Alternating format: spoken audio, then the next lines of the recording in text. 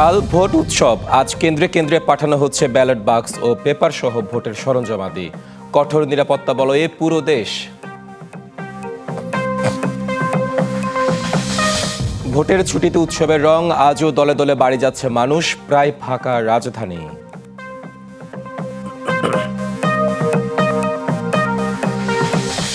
এককভাবে সরকার গঠনে আত্মবিশ্বাসী তারেক রহমান। নির্বাচনে জিতলে আইন শৃঙ্খলা ও জননিরাপত্তাই হবে অন্যতম অগ্রাধিকার, জানালেন ডয়েচে ভেলকে। এবং নির্বাচনে জয় পরাজয়ে ভূমিকা রাখবে বড় দুই দলের নির্বাচনী ইস্তেহার। প্রতিশ্রুতি নয়, বাস্তবায়নের অভিজ্ঞতা গুরুত্বপূর্ণ মত বিশেষজ্ঞদের। উৎসবের ভোট আর মাত্র বাকি। ঘড়ির কাঁটা এখন ৯টা, অর্থাৎ আর ২২ ঘন্টা বাকি আছে উৎসবের ভোটে। সারা দেশে প্রায় ৪২,৭৭৯টি ভোট কেন্দ্রে ১২,৬১,০০,০০০ বেশি ভোটার তাদের ২,০২৮ জন প্রার্থী থেকে তাদের পছন্দের প্রার্থীকে বেছে নেবে। ইতিমধ্যে জানেন যে বিভিন্ন কেন্দ্রে কেন্দ্রে ব্যালট বাক্স চলে যাওয়ার প্রস্তুতি শুরু হয়েছে। যেমনটা জানাচ্ছিলাম, প্রস্তুত যে ভোট কেন্দ্র সেগুলো নির্বাচন কমিশনের প্রস্তুত। আমরা এখন সেই প্রস্তুতির খবর জানবো বিভিন্ন জেলা থেকে। বরিশাল থেকে আমাদের সাথে নির্বাচনের পরিবেশ, প্রস্তুতি, আইন শৃঙ্খলা পরিস্থিতি নিয়ে জানাতে আমাদের সাথে যুক্ত হচ্ছেন সহকর্মী জিয়াদ মাহমুদ। জিয়াদ মাহমুদ, ধাননদী খালে তিনি বরিশাল। সেই বরিশালে নির্বাচনী প্রস্তুতি কেমন? আইন শৃঙ্খলা বাহিনীর তৎপরতা কেমন?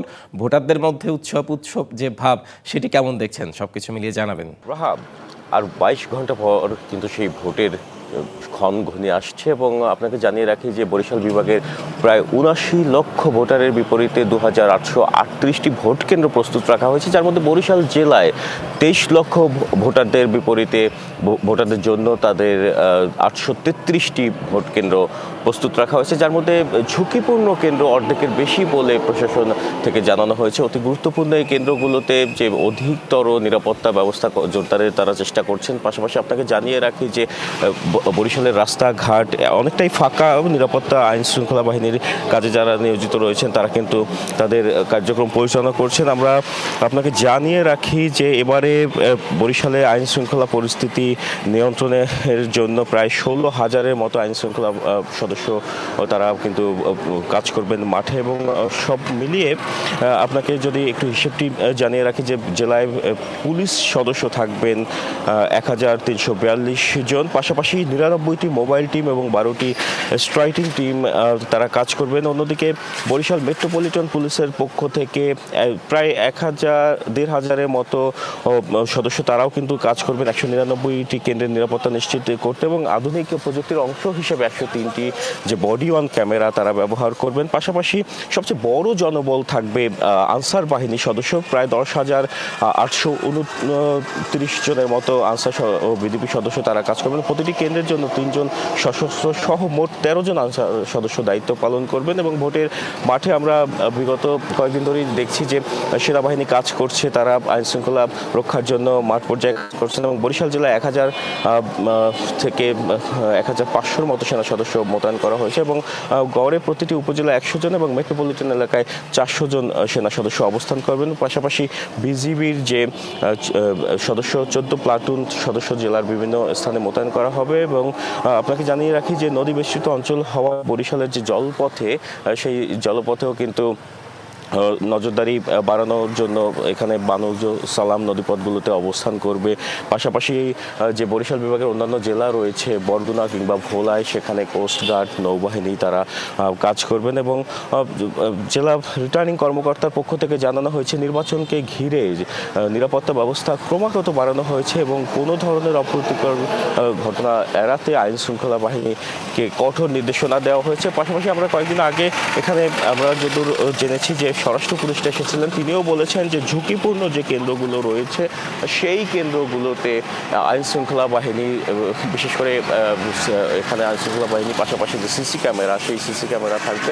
আরেকটি বিষয় যে এখানে যে ৪২টি উপজেলা বরিশাল বিভাগে, তার মধ্যে ১৩টি দুর্গম এবং সেই দুর্গম এলাকাগুলোতে যে নিরাপত্তার জন্য বিশেষ ব্যবস্থা নেওয়া হয়েছে বলে স্বরাষ্ট্র উপদেষ্টা আমাদের জানিয়েছিলেন। তো এতটুকুই ছিল বরিশাল থেকে আমার কাছে। রাহা। জিয়া, ধন্যবাদ আপনাকে। আমাদের আরেক সহকর্মী মুজিবুল হক আছে চট্টগ্রামে, সেখানে খবর জানবো। মুজিব, কেমন দেখছেন সেখানে? আপনার পিছনে ব্যালট বাক্স দেখা যাচ্ছে, অর্থাৎ বোঝাই যাচ্ছে শেষ মুহূর্তে ব্যালট বাক্সের সরঞ্জামগুলো পৌঁছানোর জন্য তারা প্রস্তুতি নিচ্ছে। আরেকটি বিষয় জানতে চাই, চট্টগ্রামের পার্বত্য এলাকাগুলোতে বেশ দুর্গম এলাকা আছে, সেখানে ব্যালট বাক্স পৌঁছানোর কি ব্যবস্থা?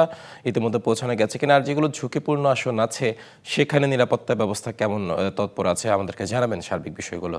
হিমাদ্রি, এই দিন গড়িয়ে রাত পোহালেই কিন্তু উৎসবের ভোট।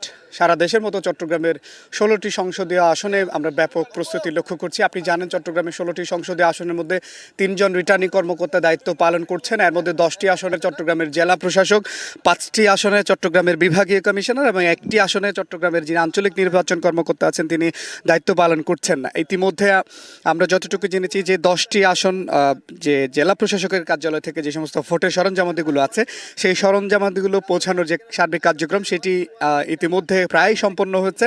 এর পাশাপাশি আমরা এখন আছি চট্টগ্রামের যে অন্য 5টি আসন, যে 5টি আসনের বিভাগীয় কমিশনার রিটার্নিং কর্মকর্তা সেই আসনগুলোর যে সমস্ত ভোটের সরঞ্জামাদি সেই সরঞ্জামাদিগুলো বিশেষ করে ব্যালট বক্স থেকে শুরু করে অন্যান্য গণভোটের যে পেপার থেকে শুরু করে অন্যান্য সরঞ্জামাদি, অমোছনীয় কালি, সেই জিনিসপত্রগুলো পৌঁছানোর যে সার্বিক প্রস্তুতি সেটি আমরা লক্ষ্য করছি। আপনি জানেন চট্টগ্রামে এই 16টি সংসদীয় আসনের মধ্যে প্রায় 66,82,517 জন ভোটার রয়েছেন এবং এর মধ্যে 1,965টি ভোট কেন্দ্রে ভোট অনুষ্ঠিত হবে এবং সেই পুরো 16টি আসনে প্রায় 43,000 প্রিজাইডিং অফিসার, পোলিং অফিসার, সহকারী প্রিজাইডিং অফিসার মিলিয়ে 43,000 নির্বাচনী কর্মকর্তা দায়িত্ব পালন করবেন এবং ইতিমধ্যে তাদের যে সবশেষ প্রস্তুতি, তাদের যে প্রশিক্ষণ থেকে শুরু করে যে প্রস্তুতিগুলো সেগুলো কিন্তু ইতিমধ্যে সম্পন্ন হচ্ছে এবং নির্বাচন কমিশনের পক্ষ থেকে বলা হচ্ছে যে যে সমস্ত ভোট কেন্দ্রগুলো আপনি যে প্রশ্নটি জানতে চেয়েছেন, বিশেষ করে ঝুঁকিপূর্ণ কেন্দ্রগুলো যে প্রস্তুতি সেটি আসলে কিভাবে নেওয়া হচ্ছে। আমি এর আগে জানিয়েছি প্রায় চট্টগ্রামে ভোট কেন্দ্রের সংখ্যা 1,965টি ভোট কেন্দ্র রয়েছে এবং এর মধ্যে প্রায় 635টি ভোট কেন্দ্রকে অতি ঝুঁকিপূর্ণ হিসেবে চিহ্নিত করা হচ্ছে এবং প্রশাসনের পক্ষ থেকে যেটি বলা হচ্ছে এই ঝুঁকিপূর্ণ কেন্দ্রগুলোতে সিসিটিভি ক্যামেরা স্থাপন থেকে শুরু করে সার্বিক যে নিরাপত্তা ব্যবস্থা, অর্থাৎ সেই সমস্ত কেন্দ্রগুলোতে 4 জন অস্ত্রধারী পুলিশ সদস্য, 3 জন আনসার সদস্য এবং মোটা দাগে 14 জন আইন শৃঙ্খলা বাহিনীর সদস্য মোতায়েন থাকবে এবং সিসিটিভি ক্যামেরা স্থাপন থেকে শুরু করে সেনাবাহিনী এবং অন্যান্য যে সমস্ত স্ট্রাইকিং ফোর্স তারা মোতায়েন থাকবে সার্বক্ষণিক, অর্থাৎ যে কোনো ধরনের অনাকাঙ্ক্ষিত ঘটনা এড়াতে সার্বক্ষণিক যে তাদের যে টহল নজরদারি সেটি বজায় থাকবে। এর বাইরে আমরা গতকাল রাত থেকে পুরো বন্দরনগরী চট্টগ্রামে এক ধরনের আইন শৃঙ্খলা বাহিনীর সশস্ত্র মহড়া দেখতে পাচ্ছি। মোড়ে মোড়ে যে সমস্ত জায়গাগুলো গুরুত্বপূর্ণ জায়গা, নগরীর প্রবেশদ্বার, সেই জায়গাগুলোতে চেকপোস্ট স্থাপন এবং পুলিশ সহ সেনাবাহিনী এবং অন্যান্য বাহিনীর আমরা এক প্রকার মহড়া দেখতে পাচ্ছি, অর্থাৎ এক ধরনের নিরাপত্তার বলয়ে কিন্তু চট্টগ্রাম নগরীকে নেওয়া হয়েছে। এর বাইরে আপনি যেটি জানতে চেয়েছেন যে দুর্গম পার্বত্য অঞ্চল, আপনি জানেন 3টি বান্দরবান, রাঙামাটি এবং অন্যান্য যে সমস্ত পার্বত্য অঞ্চলগুলো সেখানে যে সমস্ত দুর্গম ভোট কেন্দ্রগুলো রয়েছে সেই ভোট কেন্দ্রে যে সমস্ত সরঞ্জামাদি সেখানে যেখানে গাড়ি পৌঁছানো সম্ভব না সেখানে যতটুকু সম্ভব আমরা জানতে পেরেছি হেলিকপ্টারের মাধ্যমে সেখানে ভোটের যে সরঞ্জামাদি সেগুলো পাঠানো হবে এবং সেই পাঠানোর যে কার্যক্রম সেগুলো ইতিমধ্যে কিন্তু সম্পন্ন করা হচ্ছে। সব মিলিয়ে বলা চলে যে এক ধরনের উৎসবের প্রস্তুতি আমরা দেখছি। ভোট উৎসবের জন্য চট্টগ্রামের মানুষ অপেক্ষা করছে। এর পাশাপাশি আইন শৃঙ্খলা বাহিনী থেকে শুরু করে যারা ভোট কেন্দ্রে দায়িত্ব পালন করবেন তারাও কিন্তু সার্বিকভাবে প্রস্তুতি নেওয়া শুরু করেছেন। নিশ্চয়ই ভোটাররাও নির্বিঘ্নে সেখানে ভোট দিতে যাবে। আপনাকে ধন্যবাদ মুজিব যুক্ত হওয়ার জন্য। আরেকজন আমাদের সহকর্মী ঢাকা বিভাগীয় কমিশনার কার্যালয় থেকে সহকর্মী নাজমুল আছেন সেখানে। নাজমুল, কেমন দেখছেন সেখানকার বিভাগীয় কমিশনার কার্যালয়ের সামনে তো আছেন এবং শেষ মুহূর্তে প্রস্তুতি কেমন দেখছেন, এছাড়াও নগরীর রাস্তাঘাটের কি অবস্থা দেখছেন, সবকিছু মিলিয়ে আমাদেরকে জানাবেন। হিমাদ্রি, বিভাগীয় কমিশনারের কার্যালয়ে আজকে তেমন কোনো কিছু নেই। আজকে এর আগে যেটি করা হয়েছে বিভাগীয় কমিশনার কার্যালয়, এটা একই সঙ্গে রিটার্নিং কর্মকর্তার কার্যালয় ঢাকার 13টি আসনের এই কার্যালয় থেকে যেই নির্বাচনী যেই সরঞ্জাম রয়েছিল শেষ সময়ের প্রস্তুতি হিসেবে সেই নির্বাচনী সরঞ্জামগুলো সহকারী যেই রিটার্নিং কর্মকর্তা রয়েছে তাদের কাছে পাঠানো হয়েছে এবং বেশ কয়েকটি অঞ্চল এলাকাতে এগুলো পাঠানো হয়েছে এবং সেখান থেকে আজকে দুপুর 10টা, 10:30, 11টা নাগাদ সেটি ভোট যে কেন্দ্র রয়েছে সেই ভোট কেন্দ্রগুলোতে পাঠানো হবে। এই মুহূর্তে আজকে যদি বলি যে বিভাগীয় কমিশনার কার্যালয়ে কোনো যদি প্রার্থীদের কারো যদি কোনো অভিযোগ থাকে সেগুলো তারা এখানে নিয়ে আসবেন। পাশাপাশি এখান থেকে এই ঢাকার এই আসনগুলোর যে আইন শৃঙ্খলার যে বিষয়গুলো রয়েছে সেই বিষয়গুলোকে মনিটরিং করা হবে। এর আগে একটু জানিয়ে রাখি, আমরা যখন সড়ক দিয়ে আসছিলাম তখন আপনি জানতে চাইলেন যে সড়কের কি অবস্থা। সড়ক কিন্তু একদমই শুনশান, মানুষজনের কোনো বাইরে কোনো মানুষজনকে আমরা তেমন দেখতে পাইনি। গাড়ির চাপও খুবই কম ছিল, দু একটা গাড়ি ছিল যেগুলো আসলে জরুরি পরিবহন এবং বেশ কিছু অ্যাম্বুলেন্স আমরা দেখতে পেয়েছি। তো এছাড়া আইন শৃঙ্খলা পরিস্থিতির উপস্থিতিও আমরা দেখতে পেয়েছি, বেশ কিছু জায়গায় চেকপোস্ট রাখা হয়েছে। অর্থাৎ নির্বাচন নিয়ে যে শেষ সময়ে যে সকল প্রস্তুতি রাখা দরকার সেই সব ধরনের প্রস্তুতি নেওয়া হয়েছে। হিমাদ্রি। নাজমুল, ধন্যবাদ আপনাকে। ত্রয়োদশ জাতীয় সংসদ নির্বাচন সামনে রেখে রাজধানীর বিভিন্ন এলাকায় যানবাহন ও সাধারণ মানুষের তল্লাশি জোরদার করেছে আইন শৃঙ্খলা বাহিনী। কোনো ধরনের নাশকতা, সহিংসতা বা আইন শৃঙ্খলা পরিস্থিতির অবনতি ঠেকাতে মঙ্গলবার রাজধানীর গুরুত্বপূর্ণ সড়ক, মোড় ও প্রবেশ পথগুলোতে চেকপোস্ট বসিয়ে তল্লাশি করা হচ্ছে। এরই ধারাবাহিকতায় রাজধানীর মিরপুরে private car, motorcycle, CNG, autorickshaw ও মাইক্রোবাস সহ বিভিন্ন যানবাহনে থাকা যাত্রীদের পরিচয় যাচাই করা হচ্ছে। নির্বাচনী আচরণবিধি ভঙ্গ করে রাত 12টার পর মোটরসাইকেল নিয়ে বের হলে 20টি মোটরসাইকেল আটক করে যৌথ বাহিনী। পরে সেগুলো শর্ত সাপেক্ষে ছেড়ে দেওয়া হয়। নির্বাচন শেষ না হওয়া পর্যন্ত রাজধানীতে এ ধরনের নিরাপত্তা ব্যবস্থা ও তল্লাশি কার্যক্রম অব্যাহত থাকবে।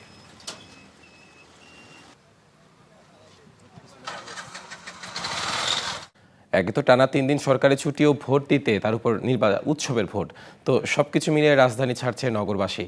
এই যাত্রার খবর জানাতে আমাদের সাথে কমলাপুর রেল স্টেশন থেকে যুক্ত হচ্ছেন সহকর্মী মাহমুদুল হাসান নাজিম। নাজিম সম্ভবত আমাদের সাথে যুক্ত আছেন। নাজিম, একে তো মনে হচ্ছে একদম ঈদের আমেজ বলা যায়। সকাল থেকে দেখছি গতকালকে থেকে ঘরমুখো মানুষের ভিড় রেল স্টেশন, বাস স্টেশনগুলোতে।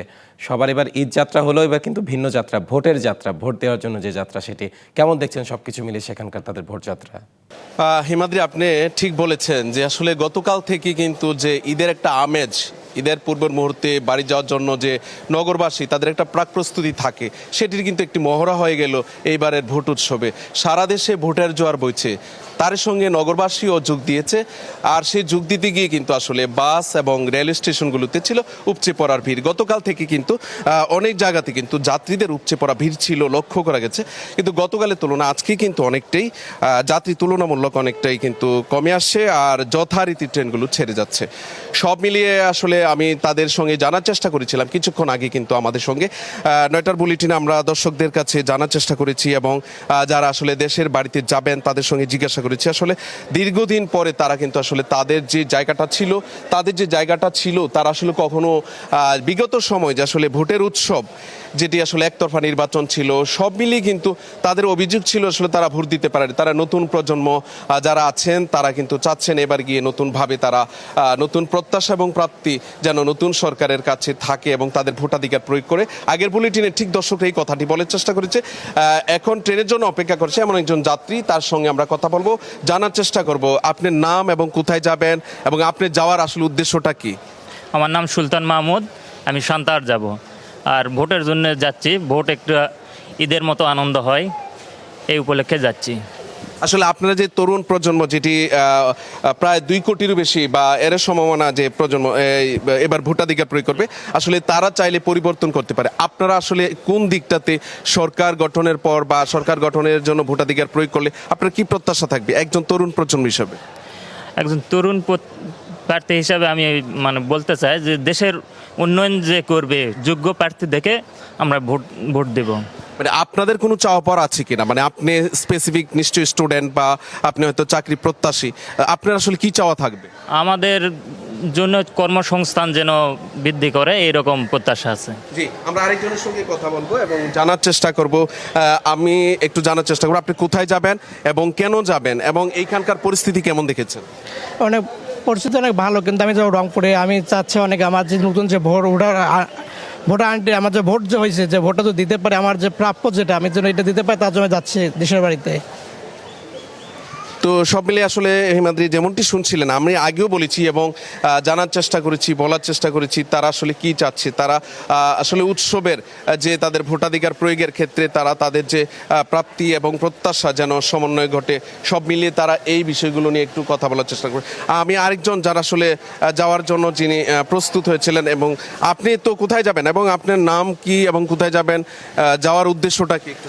আমার নাম অয়ন চৌধুরী, আমি ব্রাউনবাড়িতে যাবো। আমি মূলত ভোট দেওয়ার জন্যই যাবো। আমি তরুণ প্রজন্ম হিসেবে আমার ফার্স্ট ভোট, তো ওই ক্ষেত্রে ভোটের ঈদের আমেজ যে যাওয়ার ইচ্ছা ছিল না, বাট সবার দেখা দেখি আমার যাওয়ার ইচ্ছা হয়েছে, কারণ ঈদের একটা আমেজ মতো লাগতেছে আর কি, এই জন্য যাবো ভোট দেওয়ার জন্য মূলত।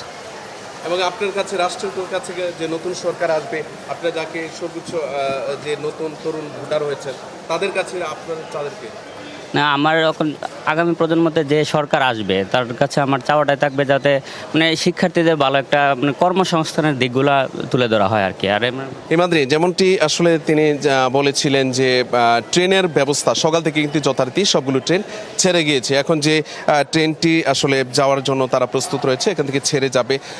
এর আগে কিন্তু সব মিলিয়ে 8 থেকে 10টি ট্রেন কিন্তু যথারীতি দেশের বিভিন্ন গন্তব্যে ছুটে গিয়েছে। আর আজও প্রায় 43টির মতো আন্তনগর ট্রেন সারাদিনে যাবে। এছাড়া রয়েছে কমিউটার ট্রেন দেশের বিভিন্ন গন্তব্যে তারা ছুটে যাবে। তো সব মিলিয়ে আসলে এখানকার পরিস্থিতি এই ছিল আমার কাছে অবস্থান। হিমাদ্রি। নাজিম, ধন্যবাদ আপনাকে। আরিফ আছেন ঢাকার রাজপথে, তিনি আছেন, জানাবেন সেখানে আইন শৃঙ্খলা বাহিনী কেমন দেখছেন। আরিফ, আপনার পিছনে দেখে বোঝা যাচ্ছে যে একটা ছুটির আমেজ শুরু হয়ে গেছে, গাড়ি ঘোড়া কম, সচরাচর ঢাকার এমন চিত্র নয় এটি। ঈদের আমেজ বলা যায়, কিন্তু ঈদের আমেজ ছাড়িয়ে এবার সেটি ভোটের আমেজ গিয়ে ঠেকেছে। সবকিছু মিলে ঢাকাবাসীর নিরাপত্তা, আইন শৃঙ্খলা বাহিনীর তৎপরতা কেমন দেখছেন? হিমাদ্রি, ব্যাপক তৎপরতা আমরা কিন্তু দেখেছি গতকাল রাত থেকেই। সেটা আমরা দেখেছি সেনাবাহিনী সদস্যের পাশাপাশি বিভিন্ন আইন শৃঙ্খলা বাহিনীর সদস্যরা তারা কিন্তু ব্যাপক তৎপর রয়েছেন।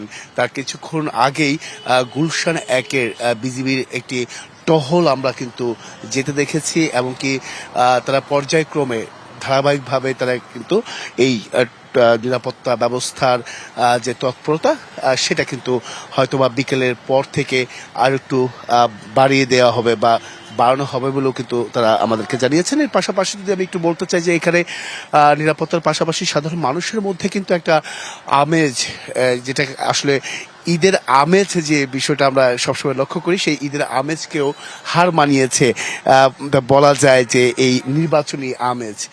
সেটা যদি আমি একটু বলি বা দেখানোর চেষ্টা করি, সেই চিত্রটা গুলশানের এই কর্মব্যস্ত যে জায়গাটা, আমরা মোড়টায় চত্বরটায় দাঁড়িয়ে আছি, সেখানে কিন্তু যানবাহনের চাপ থাকে, সাধারণ মানুষের চাপ থাকে, পথচারী সহ বিভিন্ন শ্রেণী পেশা মানুষের কিন্তু এখানে চাপ সবসময় আমরা দেখে আসছি। কিন্তু এই নির্বাচনকে কেন্দ্র করে সবাই কিন্তু পরিবার সহ সবাই কিন্তু প্রায় বলা যায় তারা কিন্তু গ্রামে চলে গেছেন, এমনকি নিজের প্রার্থী, পছন্দের প্রার্থীকে ভোট দেওয়ার জন্য গিয়েছেন।